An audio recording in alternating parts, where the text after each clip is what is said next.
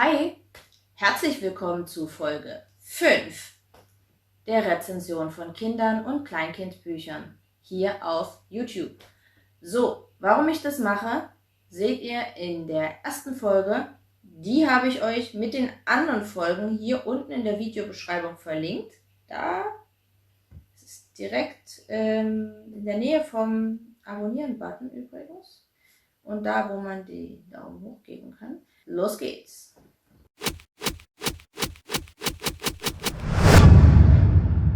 Ich habe hier ein Buch, Meine ersten Formeln.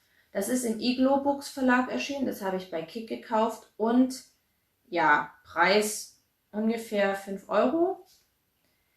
Wir haben hier das Quadrat, den Kreis, das Dreieck, den Stern und das Herz. Diese Formen sind auch nochmal hier vorne auf der Schildkröte abgebildet. Und wir sehen hier zum Beispiel beim Kreis, der ist einmal hier als Form abgebildet in verschiedenen Farben und hier nochmal die Form mit einem Begriff verbunden oder mit einem Bild. Hier der Sonne oder hier ist der Stern und dann hat man den Sternenhimmel. Das ist wirklich super zum Formenlernen. Das Buch ist zwar relativ schwer, aber die Seiten lassen sich unglaublich einfach umblättern. Sie sind aus sehr dicker Pappe. Das Ding ist auch wirklich stabil. Bis hier auf den Einband, der ist wirklich absolut nicht stabil. Hier steht auch nochmal der Begriff. Es ist lustig gestaltet. Man kann die Figuren erkennen. Wir haben nun wirklich sehr viele Formen, wie man zum Beispiel an diesem Buch hier sieht. Darüber habe ich übrigens in der letzten Folge der Rezension gesprochen. Also wir haben hier den Mond, das Dreieck, das Herz, ein Quadrat, ein Rechteck, eine Raute, ein Kreis, ein Stern. Es gibt ein paar mehr, als in diesem Buch beschrieben sind. Und hier sind jetzt nur 1, 2, 3, 4, 5. Fünf Formeln sind hier drin. Und die anderen Formen lernt das Kind halt nicht. Ihr kennt alle diese Steckspiele, bei denen man so Klötzchen in die entsprechenden Löcher reinstecken soll. Für mein Kind ist das hier ein Kreis, kein Zylinder. Und so ist es wahrscheinlich auch mit sehr vielen anderen Formen, dass man nur die Formen Kreis lernt und nicht zum Beispiel Kugel. Also das Zweidimensionale und das Dreidimensionale wird halt immer noch nicht getrennt. Und das kann natürlich dann im späteren Spracherwerb zu Problemen führen. Ich mag es wirklich sehr. Man kann damit die ersten Formeln lernen, aber wirklich nur die ersten. Und da ist halt auch das Problem. Also von der Altersgruppe her würde ich sagen, man kann mit 8 Monaten locker schon anfangen. Aber man sollte dann auch schauen, dass man noch andere Bücher oder andere Gegenstände hat, an denen man zum Beispiel die Dreidimensionalität auch erklären kann. Das Interesse der Kinder ist dafür auf jeden Fall da. Die Kugel rollt die Murmelbahn runter. Und die Kinder wollen wissen, warum heißt das Ding jetzt nicht Kreis? Also für dieses Buch hier eine 2+. Wäre schön gewesen mit ein paar mehr Seiten. Dann 1, 2, 3, zähl mit mir. Im Urwald ist immer was los. Und da gibt es ganz viele Tiere, die mithelfen, zählen zu lernen. Der Tiger, die Elefanten, die Zebras, die Affen und die Giraffen. Dieses Buch ist im Paragon Verlag erschienen. Die deutsche Übersetzung im Delphin Verlag. Kostenpunkt liegt bei ungefähr 7 Euro, fand ich ziemlich teuer, etwa ab einem Jahr. Also die Zahlen 1 bis 5, ne? Das, was an der Hand dran ist, was man mit einer Hand zählen kann. Hier ist ein Greifloch drin, das heißt, die Kinder können diese mega dicken Seiten ganz einfach umblättern. Die Tiere sind sehr abstrakt, aber die Kinder erkennen, um was für ein Tier es sich handelt. Hier sind auch ganz, ganz kurze Texte dazu. Ein Tiger faucht, 2 Elefanten stampfen. Also man kann dann auch noch Laute oder Bewegungen dazu machen. Allerdings, mein Problem, ich habe dieses Buch bekommen, da war mein Kind schon ein bisschen zu alt dafür. Nämlich mit ungefähr 2. Der kannte da schon zumindest alle Zahlen bis 10. Und da fehlten hier halt plötzlich ein paar, ne? Hier ging es nur bis zur 5 und dann fragte mich das Kind, 6, 7, 8, 9, 10, wo sind die? 1 minus. Es ist wirklich ein süßes Buch und für die Altersgruppe, für die es gedacht ist, ist es auch toll. Dann haben wir hier dieses Weihnachtsbuch von Ravensburger. Kostet 5 Euro. Wie gesagt, Kinderbücher sind echt teuer. Und da sind auch richtig tolle Bilder drin. Wir haben hier eine Weihnachtsbaumkugel, den Weihnachtsmann, den Schlitten und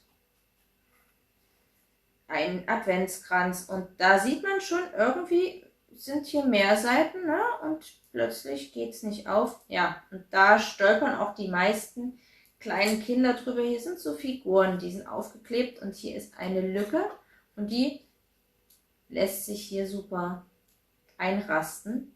Allerdings steht das ziemlich unter Spannung und man sieht es, selbst ich habe Probleme, das aufzukriegen. Ja, also es ist wirklich süß gedacht. Hier das Herz und hier im Mond das Herz und hier am Schluss noch die Krippe und den Engel, der auf dem Paket drauf ist.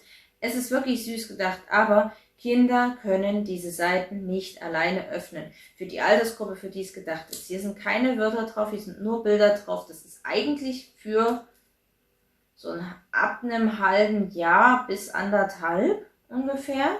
Hier steht zwar drauf ab 18 Monaten, aber ab 18 Monaten denke ich nicht, dass da das Interesse noch so da ist. Also vielleicht bis maximal 2. Die erste Seite geht gerade noch so, aber dann schon bei dem zweiten hier geht wirklich nur mit sehr, sehr viel Kraft. Deswegen eine klare 3. So, und bevor ich im nächsten Video zur Weltliteratur komme, hier noch 2 Bücher. Die habe ich geschenkt bekommen. Die sind vom Kick gewesen, haben jeweils 1 Euro gekostet. Die habe ich geschenkt bekommen. Ab 18 Monate Stoffpuppe Lara und Schaukelpferd Charlie. Ihr habt euch sicher gewundert, warum ich bisher nur sehr gute Noten für Bücher vergeben habe. Diese bekommen eine klare 4 und 6 von mir. Warum, erkläre ich gleich. Stoffpuppe Lara ist noch ein relativ schönes Buch. Die versteckt sich irgendwo im Haus. Man hat hier die Eingangsfrage, wo versteckt sich die Stoffpuppe Lara? Ist die Stoffpuppe Lara hinter dem Sessel? Nein, da ist der Bär. Und hier sind Klappen, die kann man aufmachen. 18 Monate.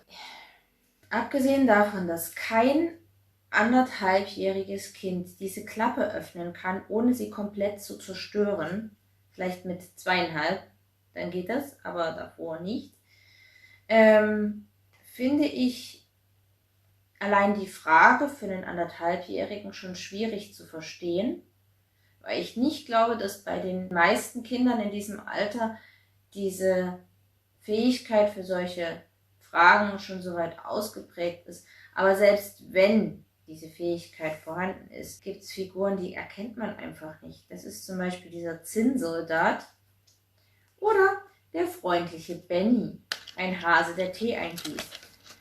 Warum auch immer hier Puppen an der Decke hängen. Hier in der Badewanne versteckt sich zum Beispiel eine badende Giraffe. Und hier hinter der Wandvertäfelung, warum auch immer hinter Wandvertäfelungen Dinge stecken, ist eine Puppe. Das ist die vorvorletzte Seite. Und das Kind denkt sich, oh, ich habe die Puppe gefunden. Nein, das ist eine andere Puppe. Und dann kommt noch diese badende Giraffe und dann kommt die Puppe Lara, die tatsächlich in dieser Kiste drin ist, umgeben von lauter Luftballons und da steif und starr drin liegt. Meiner Meinung nach ist dieses Buch ein bisschen verstörend für die Kinder. Also wenn man ein Kind hat, das damit klarkommt, dass Giraffen baden, irgendwelche Hasen Tee eingießen und dass Puppen hinter Wandvertäfelungen stecken, ist das Buch okay. Für die Altersgruppe, die angegeben ist, ist es nicht geeignet. Man kann es mit 2,5-Jährigen angucken. Die haben daran sicherlich großen Spaß, die Puppe zu suchen, wenn sie sich nicht an den Details stören. Und meiner tut es. Also keine Kaufempfehlung. Und Schaukelpferd Charlie. Es ist wieder ein Aufklappbuch mit Klappen. Und es geht um ein Wettrennen und die Frage ist, wer wird das Rennen gewinnen? Es geht um ein Rennen. Das Rennen soll gewonnen werden von einem Spielzeug. Abgesehen davon, dass ein Schaukelpferd um die Wette laufen will, wo fange ich da an? Es ist einfach, kann die Fee das Rennen gewinnen? Nein, denn die Fee hat nur Flügel. Warum kann jetzt das Schaukelpferd mitmachen und die Fee nicht fliegen? Das ist unfair. So, kann der Affe mitmachen? Oder wird der Affe gewinnen? Nein, er muss ständig lachen. Ja, und da kann er nicht rennen beim Lachen. Wer hat sich das ausgedacht? Die Fee hat keine Schuhe. Und das Schaukelpferd hat auch keine Schuhe. Macht keinen Sinn. Und wenn man dann als Zweijähriger didaktisch, also vom Frageninhalt her mit dem Buch klarkommt und die Klappen auch öffnen kann, kommen einem diese Sachen komisch vor. Und 2,5-jährige fragen, warum soll die jetzt ohne Schuhe nicht laufen können? Das Schaukelpferd kann doch auch mitmachen. Und die Lok kann ohne den Lokführer, der gerade schläft, nicht fahren. Eine Lok soll bei einem Rennen mitmachen. Der Hund kann nicht mitmachen, weil seine Zugleine gerissen ist. Er fährt auf Rädern. Und die Puppe kann nicht mitmachen, weil die keine Schuhe hat oder was? Das ist ein diskriminierendes Buch. Dann werden von vornherein Leute ausgeschlossen, die das Rennen definitiv nicht gewinnen werden. Zum Beispiel, ganz sicher nicht das Aufziehschweinchen. Alter. Wer gewinnt denn nun am Ende das Rennen? Der Elefant? Ja, denn er hat ein Fahrrad. Genau. Die Fee, die kann nur fliegen. Aber ein Fahrrad ist erlaubt, oder was? Dieses Buch ist auf so viele Arten verstörend. Es ist logisch so weit unten. Ich kann bei diesem Buch tatsächlich nur eine 6 vergeben. Und zwar einfach, weil eine 5 minus nicht mehr ausreicht, um diesen Schrott irgendwie nett zu umschreiben. Bitte kauft dieses Buch nicht euren Kindern. Und das letzte Buch, damit wir nicht mit sowas Deprimierenden aufhören, ist Spiel mit mir, kleine Maus. Das Buch habe ich geschenkt bekommen. Es ist aus dem Xenos Verlag und es kostet ungefähr 5 Euro. Es macht Geräusche. Diese Bewegung können Kinder in dem empfohlenen Alter von 2 nicht wirklich alleine ausführen. 2 ist ein super Alter, um diese ersten Geschichten, bei denen eine Story drin ist, zu erzählen. Und die Story von dieser kleinen Maus ist wirklich sehr, sehr toll. Die kleine Maus traut sich nicht, mit den anderen Tieren zu spielen. Doch dann fliegt den anderen Tieren der Ball über den Gartenzaun und nur die kleine Maus kann den Ball zurückholen. Und danach darf sie bei den ganzen Spielen von den anderen Tieren mitmachen. Das ist so toll und die sind dann alle beste Freunde. Beste Freunde, das ist so unglaublich herzzerreißend schön und die kleine Maus ist so glücklich, dass sie jetzt mit ihren neuen Freunden spielen kann und die Bilder sind unglaublich süß gemalt, die Figuren sind so mega niedlich.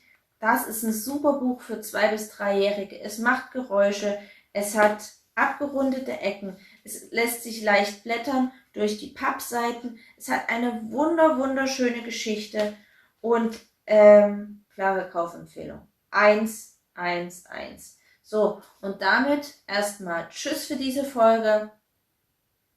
Die nächste Folge kommt bestimmt mit neuen Rezensionen für Kinder- und Kleinkinderbücher. Und bis dahin, gebt einen Daumen hoch, den Abo-Button klicken, und dieses Video mit euren Freunden, eurer Familie teilen, mit anderen Mamas und Papas, mit Onkeln und Tanten, die Kindern gerne Bücher schenken wollen. Und bis dahin, gibt es hier noch andere Videos von mir? Und in der Videobeschreibung noch die letzten Folgen von dieser Reihe. Tschüss!